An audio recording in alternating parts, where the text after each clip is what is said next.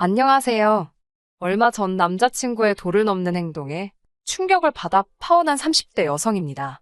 걷는 놈 위에 뛰는 놈 위에 나는 놈 있다는 말을 남자친구는 한 번도 들어본 적이 없던 걸까요? 지금쯤 지가 얼마나 멍청하고 한심해 보였을지 알아차리긴 했는지 모르겠네요. 제가 중학교에 입학하던 시기에 저희 부모님은 이혼을 하셨습니다. 두 분이 사이가 좋지 않다는 건 사실 진작부터 알고 있었어요. 술과 여자를 좋아하고 아내와 자식은 안중에도 없던 아버지셨지요. 제가 초등학교 6학년 때였어요. 학교를 마치고 집에 도착해서 벨을 눌렀는데 모르는 아주머니가 현관을 열어주셨습니다. 하얗게 바른 얼굴에 빨간 입술을 한 그 아주머니는 절 보더니 아는 채 반가운 체를 하더라고요. 저희 어머니는 어디 계시냐고 묻는 순간 소파에 앉아 울고 있는 어머니가 보였습니다.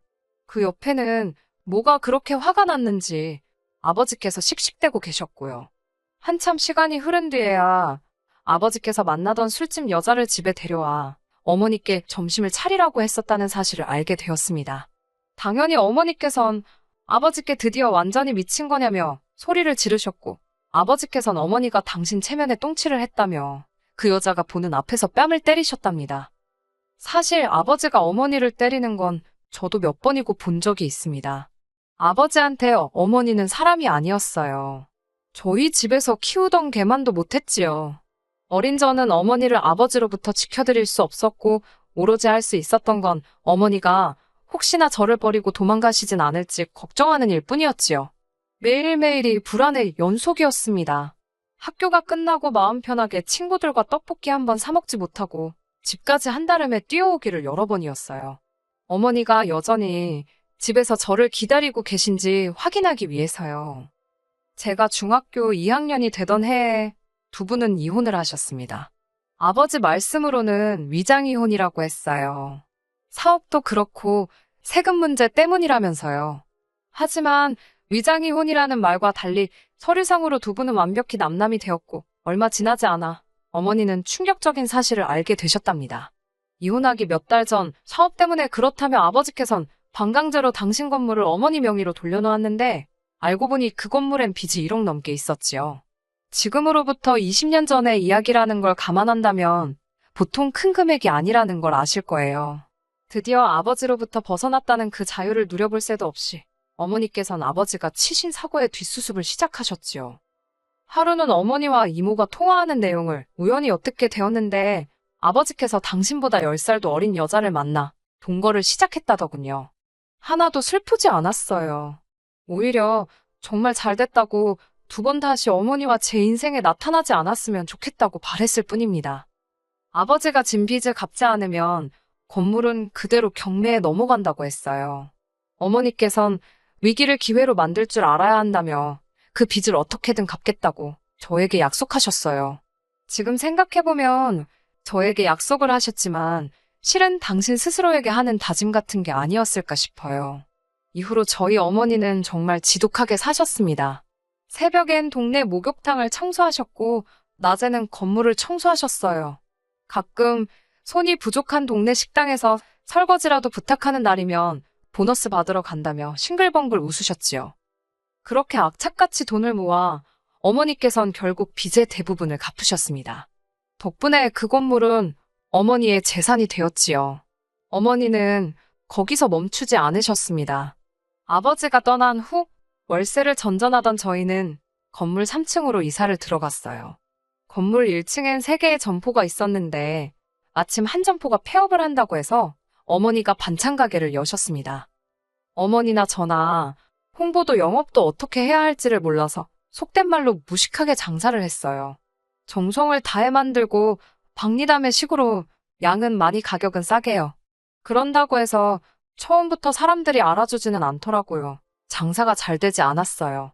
만약에 어머니께서 남의 건물에서 세를 내가며 장사를 그런 식으로 하셨다면 진작에 접으셨어야 할 거예요.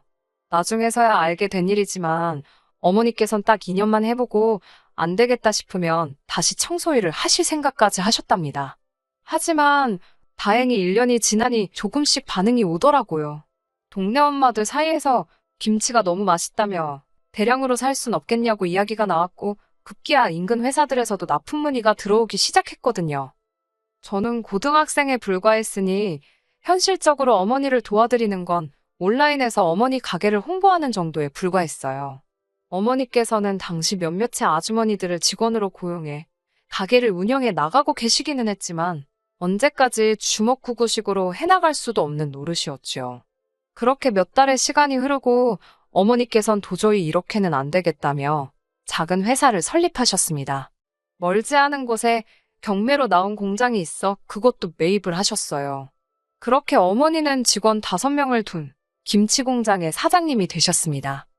어머니가 당신의 인생을 바꿔 나가시는 동안 저 역시 죽기 살기로 공부에만 매달렸습니다.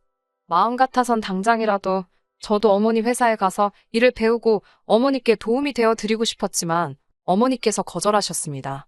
한마디로 제가 뭘 아냐는 거였지요. 저에게 대학도 가고 대학원도 가서 너가 하고 싶은 걸 하라는 게 어머니의 말씀이셨습니다. 고민 끝에 저는 경영학과 마케팅을 공부했습니다. 대학원을 졸업한 뒤에는 해외로 유학도 1년 다녀왔지요. 한국에 들어온 이후에는 취업을 했습니다. 어머니의 회사에 들어가는 것도 생각을 안 해본 건 아니지만 어렸을 때 무조건 어머니께 도움이 되고 싶다는 생각과는 달리 제가 가서 일하게 됐을 때 어머니가 느끼실 부담과 제가 느낄 불편과 같은 많은 것들을 생각하게 되더라고요. 차라리 다른 회사에 가서 좀 더 배우고 오는 편이 도움이 되겠다는 결론이었네요. 그렇게 저는 국내 식품회사에 입사하게 되었고 그곳에서 지금의 남자친구를 만나게 되었습니다. 남자친구는 저보다 5살이 많았지만 입사 시기는 고작 1년이 빨랐어요. 직원들 사이에서도 그렇게 늦은 나이에 어떻게 들어올 수 있었는지 이런저런 말들이 많았습니다. 저야 나중에 남자친구에게서 직접 들었지만요. 대학교를 졸업한 이후로 기자를 하겠다며 2년이란 시간을 보냈답니다. 그때는 정의감이 넘치고 세상에 대한 환멸을 느껴서 사회를 고발하는 기자가 되려고 했다나요. 하지만 기자가 되는 길이 쉽지가 않더랍니다. 이후로는 부모님의 성화에 내키지도 않는 공무원 공부를 몇 년 동안 했다고요. 하지만 역시 그 또한 잘 풀리지 않아서 결국 아버님께서 아는 지인의 지인을 통해 지금의 회사에 거의 낙하산처럼 꽂아주었다 했습니다. 이 이야기를 할 때 남자친구는 마치 자기가 엄청난 특권층인 것 마냥 으스댔는데 얼마나 꼴 같지도 않던지요. 그런데도 그런 남자친구와 연애를 하고 결혼까지 생각했던 건 남자친구가 잘난 척이 심해서 그렇지 저에게 항상 다정하고 친절했기 때문입니다. 사무실 내 다른 직원들, 특히 상사들한테 깍듯하고 예의가 바른 것도 보기가 좋았어요. 남자 직원들 대부분이 담배를 피러 간다며 1시간마다 밖에 나가고 술자리를 좋아해서 걸핏하며 회식을 잡아댔는데 남자친구는 달랐습니다. 건강을 생각해 담배는 안 피고 실수할까봐 술은 안 좋아한다고요. 어린 시절 폭력적이고 술과 여자를 좋아하던 아버지의 모습을 봤던 탓에 저는 이성을 볼 때 그 사람의 음주여부나 여성 편력 등을 집중해서 관찰하는 편입니다. 그런 저에게 남중남고 그리고 남자들이 대부분인 과를 졸업했다는 남자친구는 남편감으로 정말 딱이다 싶었지요. 그래서 잘난 척을 하는 건 귀여운 애교라고 여기고 얼마든지 넘어갈 수 있었습니다. 하지만 뭐든지 정도껏 해야 봐주지요. 제 얼굴에 침 뱉기 같지만 이제 제가 못할 말이 뭐가 있겠어요? 남자친구의 잘난 척은 시간이 지날수록 정도가 심해졌어요. 둘만의 이야기에 집중하고 소소한 재미를 추구하는 저와 달리 남자친구는 매번 국제정세가 어떻고 나라 상황이 어떻고 같은 전혀 가볍지 않은 그리고 당장 우리의 연애와 전혀 상관없는 대화를 나누고 싶어 했어요. 사귄 지 얼마 되지 않았을 때야 그런 남자친구의 모습이 지적이고 똑똑해 보였던 게 사실이에요. 또 제 딴에는 남자친구의 길을 살려준답시고 조금 과하게 리액션을 해주기도 했어요. 하지만 사람이 눈치가 있어야 할 거 아니에요? 뜬금없이 아프리카에선 애들이 쌀이 없어 굶어 죽어가네 어쩌네. 그런 소리를 기껏 분위기 있는 레스토랑에 도착해서 해대면 제 기분은 어떻겠어요? 뿐만 아니라 하도 어려운 이야기만 해대길래 똑똑한 여자를 좋아하나 싶더라고요. 생각해보면 어이가 없어요. 저도 배울 만치 배운 여자였는데 그래도 그때는 사랑에 눈이 멀어서는 그런 남자친구에게 걸맞는 여자가 되어야겠다는 욕심이 들더라고요. 그래서 일부러 관심도 없는 분야의 책까지 찾아 읽어가며 말 그대로 공부를 했네요. 황당한 건 막상 제가 공부를 하니까 남자친구가 별로 안 좋아하더라고요. 게다가 대화를 나누다 보면 의견이 다를 수도 있잖아요. 그러면 무조건 자기 말이 맞다고 우겨대기 일쑤더라고요. 그리고는 이유랍시고 들먹이는 내용들도 듣고 있다 보면 잘못된 것들이 얼마나 많은지 몰라요. 평소에 제 성격이라면 그런 걸 구태여 지적하진 않았겠지만 어디 가서 행여 개망신당할까 싶어서 한두어 번 지적한 적이 있습니다. 그랬더니 어휴, 자기가 실수한 건 인정하지 않고 갑자기 완전히 다른 이야기를 꺼내는 비겁한 사람이었어요. 그래도 사랑의 힘이 무섭긴 하대요. 싸우고 지치기는 했어도 맞춰가는 과정이라 생각했지 헤어져야겠다는 생각은 솔직히 못했거든요. 제 인생의 첫사랑이기도 했고 첫 남자이기도 했으니까 미련이 많았던 것 같아요. 좋은 점만 보려고 애를 많이 썼어요. 남자친구가 결혼하자고 했을 땐 솔직히 걱정보다 안도가 되었던 게 사실이에요. 아시다시피 저희 집에는 어머니와 저밖에 없었잖아요. 믿음직한 남편이자 사위가 돼줄 거라는 기대가 있었어요. 잘난 척하는 것 빼고는 그래도 심성은 곱고 착한 사람이었고 행실도 바르다고 믿었으니까요. 남자친구에게 프로포즈를 받고 저는 회사를 관뒀습니다. 일단 저희가 다니던 회사는 사내 결혼에 꽤나 부정적이었거든요. 전 어차피 언젠가 어머니 밑으로 들어가 일을 배울 생각이었고요. 여러 가지 상황과 조건들이 맞아떨어져 별 미련 없이 회사를 관뒀습니다. 하지만 저희 어머니가 김치 회사를 운영하신다는 사실을 모르고 있던 남자친구는 벌써부터 전업을 할 생각이냐며 걱정이다, 실망이다 그딴 소리를 해댔지요. 남자친구와 상의를 하지 않고 회사를 관둔 건 제 실수입니다. 인정해요. 하지만 제가 원래 어떤 결정을 내릴 때 누가 밤나라 배나라 하는 걸 별로 좋아하지 않거든요. 그리고 어차피 이직할 곳이 정해져 있는데 남자친구가 그토록 기분 나쁘게 받아들일 거라곤 상상도 못했지요. 남자친구에게 상황을 설명하고 나자 남자친구는 오해해서 미안하다며 자기는 제가 개념 있는 여자인 줄 알았기에 깜짝 놀랐답니다. 그 말도 영성에 차지는 않았지만 자꾸 말꼬리 잡아서 서로 좋을 게 없다 싶어 못 들은 채 넘겼어요. 저는 회사를 관뒀고 어머니 회사로 들어갔습니다.